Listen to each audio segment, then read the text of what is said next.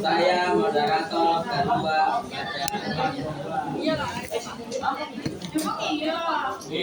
Akan mulai.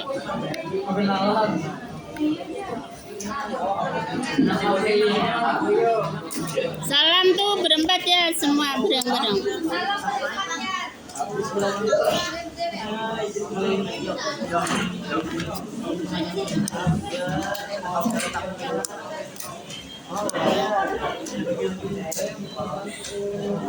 Ya.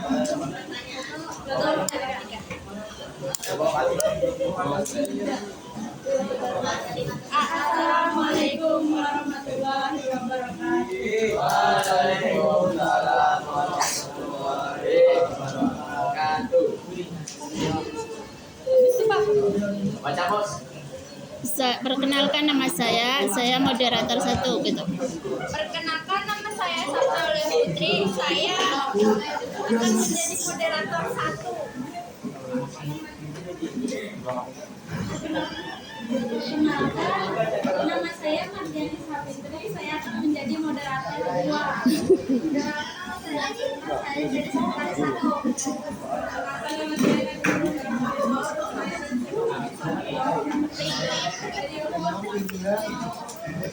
Terus, next, saya akan bacakan materi di halaman.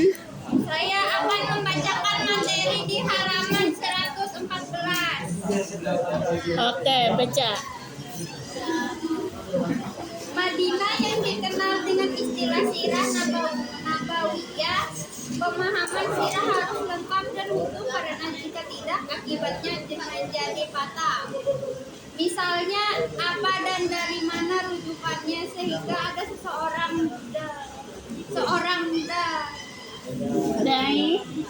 seorang dai bisa menyuruh anak didikannya untuk melakukan bom bunuh diri, menghancurkan siapa saja termasuk orang tuanya dan rekan sesama muslim di negara yang damai, tidak dalam kondisi konflik atau peperangan. Apa yang mendasari sikap dan perilaku mereka? Padahal Rasulullah Sallallahu alaihi wasallam tidak pernah mencontohkan yang demikian. Hal ini harus menjadi perhatian bersama karena di negara Indonesia yang kita cintai selama 2 dekade belakangan ini muncul gerakan teror dan radikal yang meresahkan semua pihak termasuk seluruh umat beragama, padahal semua agama tidak mentolerir, mengutuk secara tegas dan tidak sedikit pun merestui gerakan tersebut. Jika bercermin dari dakwah yang dilakukan Rasulullah SAW, semuanya dimulai dari diri sendiri melalui sikap dan perilaku atau akhlak yang terbaik, tutur kata yang santun dalam dan sopan, pergaulan yang damai dan menenteramkan sampai pada menghindari cara-cara kekerasan, ketakutan dan paksaan. Saat berdakwah, Rasulullah SAW menerapkan hal-hal sebagai berikut. 1. Lemah lembut dalam menjalankan dakwah. 2. Bermusyawarah. Ayo menyimak yang lain supaya bisa bertanya. 3. Menyampaikan dakwah sesuai dengan objek dakwah. 4. Lapang dada dan sabar. 5. Kebulatan tekad. 6. Bertawakal. Strategi dakwah. Prinsipnya, dakwah itu dapat menggunakan strategi yang beraneka ragam sesuai dengan objek dakwah.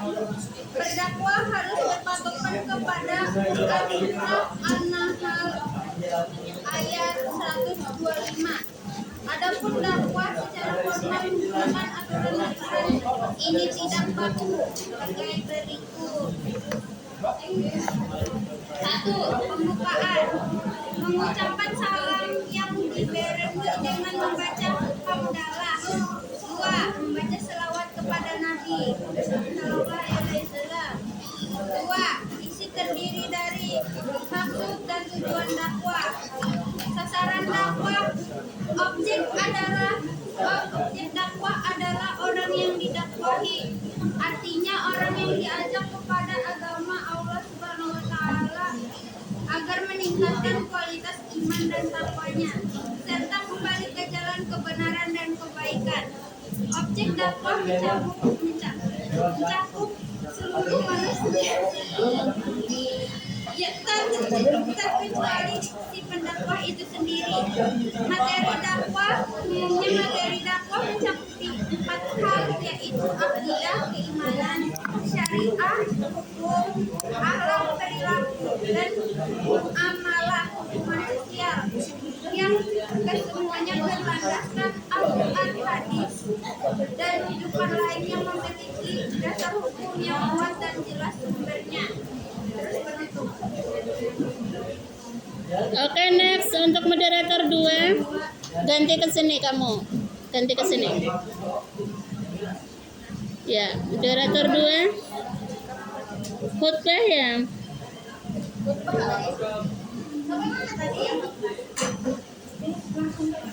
Ya, langsung. 2. Pengertian. Merujuk makna bahasa ada beberapa pengertian, yakni kata khutbah. Jika berasal dari kata khutbah, berarti pembicaraan. Jika berasal dari kata akhlaku, berarti perkara besar yang dibicarakan. Dan khutbah dapat juga bermakna peringatan, pembelajaran atau nasihat dalam kegiatan ibadah. Sementara jika ditinjau dari pengertian Islam, khutbah adalah 1. Menyampaikan pesan-pesan Allah SWT dengan syarat dan rukun tertentu. 2. Kegiatan nasihat yang disampaikan kepada kaum muslim dengan syarat dan rukun tertentu yang erat kaitannya dengan sunahnya ibadah, sedangkan orang yang melakukan khutbah dikenal dengan istilah khatib.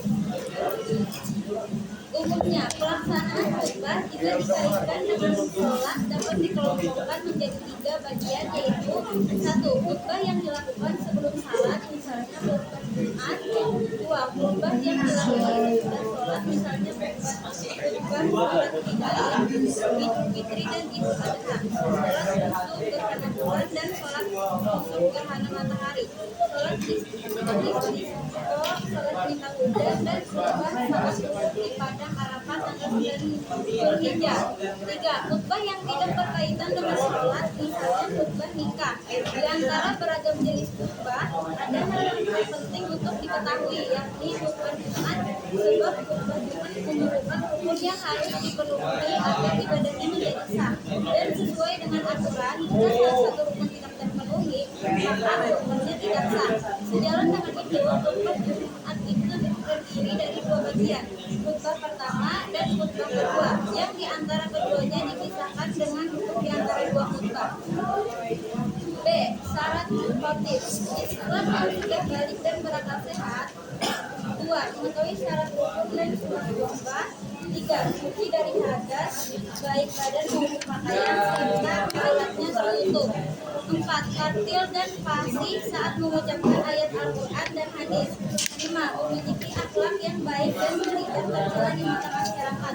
6. Suaranya jelas dan dapat dipahami oleh jemaah. 7. Berpenampilan rapi dan sopan. C. Syarat-syarat khutbah. 1. Khutbah sholat Jumat dilaksanakan sudah masuk waktu zuhur. Selesai khutbah dilanjutkan dengan sholat. Berbeda dengan khutbah sholat Idain, salat khusuf dan salat khusuf serta salat istisqa yang dilaksanakan setelah selesai sholat. 2. Khutbah dilakukan dengan berdiri, namun jika tidak mampu boleh dilakukan dengan duduk. 3. Duduk sebentar di antara 2 khutbah. 4. Suara khutbah.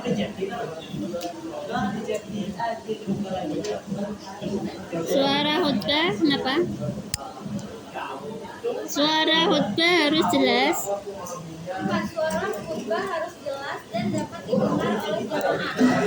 Saat ini pengurus masjid dapat menggunakan pengeras suara, televisi atau monitor yang berada jauh atau di ruangan lain dapat melihat dan mendengar.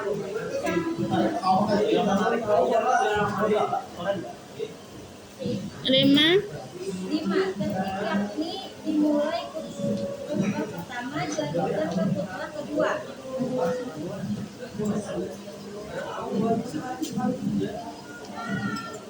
Dirangkum-rangkum. Nomor D, rukun khutbah. D. Rukun khutbah. 1. Membaca hamdalah pada kedua khutbah. 2. Membaca sholawat kepada Nabi Muhammad SAW. 3. Berwasiat tentang takwa kepada diri dan jamaah. 4. Membaca satu atau beberapa ayat suci Al-Quran pada kedua khutbah. Ayat yang dibaca biasanya disesuaikan dengan topik yang akan disampaikan. 5. Berdoa pada khutbah kedua untuk memohon kesejahteraan dan keselamatan bagi kaum muslimin dan muslimat, baik di dunia maupun akhirat. Sunnah khutbah. 1. Memberi salam pada awal khutbah dan menghadap ke arah jamaah. 2. Khutbah disampaikan di tempat yang lebih tinggi, di atas mimbar. 3. Khutbah disampaikan dengan kalimat yang jelas, sistematis, dan temanya disesuaikan dengan situasi dan kondisi aktual yang saat itu terjadi. 4. Khotib hendaklah memperpendek khutbahnya, jangan terlalu panjang, sebaliknya salat Jumatnya saja yang diperpanjang. 5. Khotib disunahkan membaca Quran surah Al-Ikhlas saat duduk di antara dua khutbah. 6. Khotib menertibkan khutbah, yaitu mulai membaca hamdalah sampai rukun yang terakhir, yakni berdoa untuk kaum muslimin. F. Adab sholat Jumat. Dirangkum saja. 1, 2, 3-nya aja. 1. Menyegerakan berangkat ke masjid lebih awal. Allah Subhanahu wa Ta'ala berfirman. Ya cukup. Nomor 2. 2. Membiasakan mengisi saf terdepan yang masih kosong, lalu lakukan sholat tahiyatul masjid atau sholat qobliyah Jumat sebanyak 2 rakaat. 3. Memperbanyak zikir dan doa, membaca shalawat Nabi Sallallahu Alaihi Wasallam atau membaca Al-Quran dengan suara pelan sebelum khotib naik mimbar. 4. Mendengarkan khutbah dengan seksama dan berbicara sama-sama sahur dan berkait seperti atau tidur. Akibatnya Jumatnya menjadi sia-sia, termasuk tidak memahami isi khutbah. Oke, praktik khutbah 1. Pertama, urutan khutbah sebagai berikut. 1. Harus berdiri di mimbar yang diawali dengan ucapan salam. 2. Kembali saat duduk dan 3. Selesai hajat, berdiri dan membaca rangkaian dari rukun khutbah secara tertib. Adapun contoh khutbah sebagai berikut. Sampai berapa tadi? Sudah cukup ya di situ. Nanti untuk praktek khutbah kedua baca ya. 120. Praktik khutbah kedua. 1. Selesaikan khutbah pertama, khotib sebentar sambil berdoa mohon ampun kepada diri dan kedua orang tua, lalu berdiri untuk khutbah kedua. 2. Khutbah kedua ini membaca rukun-rukun khutbah mulai dari membaca hamdalah sampai berdoa. 3. Setelah itu diakhiri dengan membaca doa. 4. Kali penutup khutbah kedua. 5. Khotib turun dari mimbar dan bersamaan dengan itu muadzin mengumandangkan iqamah. Itu ya. Kemudian ada persamaan dan perbedaan dakwah dan khutbah di halaman 122, bisa kalian baca sendiri. Sampai situ aja. Jadi tabliknya belum. Kita hari ini fokus membahas tentang khutbah. Silakan yang mau bertanya, ditawarkan kepada kawan-kawan. Siapa yang mau bertanya? Silakan yang mau bertanya, silakan. Ya, terus untuk sekretaris satu mencatat pertanyaan teman dan nama teman yang bertanya. Bersiap-siap ya. Silakan yang ingin bertanya. Ayo. Bertanya. Yang tertulis di grup itu yang bertanya dan menjawab. Karena kalian wajib bertanya dan menjawab untuk mengisi nilai, kalian tidak boleh diam aja. Ya, oke, berdiri, sebutkan nama dan sebutkan pertanyaannya, Pak. Assalamualaikum warahmatullahi wabarakatuh. Waalaikumsalam warahmatullahi wabarakatuh. Saya Mas Mas strategi dakwah sangat dakwah penting dalam menyampaikan ajaran Islam.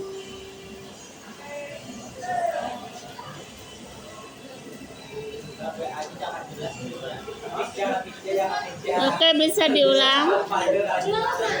Mengapa strategi dakwah penting dalam menyampaikan ajaran Islam? Ya, mengapa strategi dakwah itu penting dalam menyampaikan ajaran Islam? Mengapa harus ada strategi? Apa itu namanya? Nggak harus langsung disampaikan semua gitu ya, harus ada strateginya. Oke.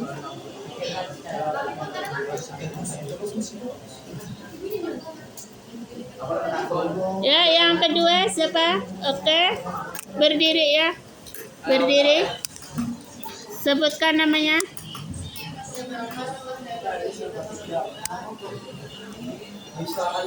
Ya.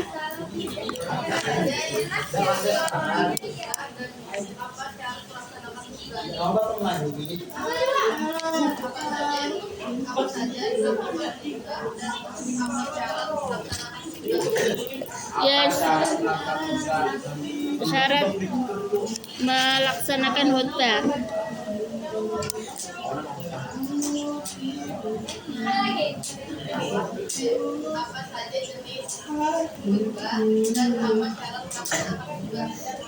Ya, jenis khutbah itu tadi kita membahas khutbah ini di khutbah salat Jumat, jenisnya apa saja gitu dan syaratnya apa saja. Yang lain nanti bersiap-siap untuk menjawab, bisa dicari jawabannya. Tadi juga sudah dijelaskan, sudah dibaca ya.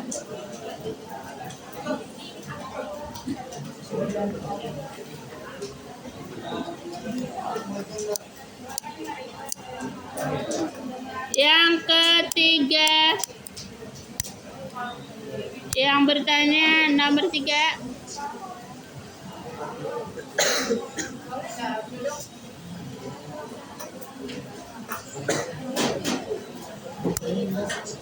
Silakan nomor 3 yang bertanya.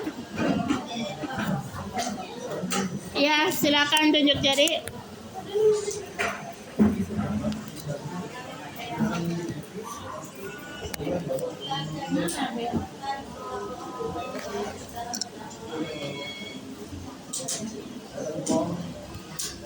Ya, ulangi, madep sini.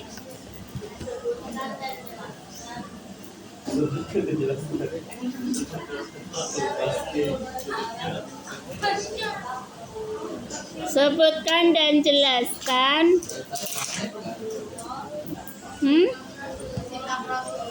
Kitab. Sikap Rasulullah ketika berdakwah. Banyak macam-macam. Nama kamu siapa namanya? Aulia. Aura. Oke, nomor 3 sudah ya. Nomor 4.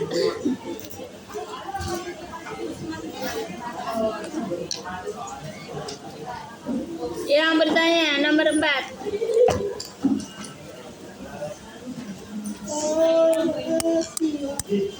Kita buka sesi 2 ini 5 pertanyaan ya.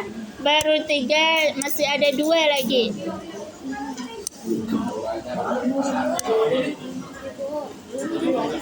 Oke. 4 tambah 3 7. Ayo yang di pojok di depan kipas angin. Wah, enaknya kamu. Kamu sudah dapat pertanyaan? Ayo bertanya.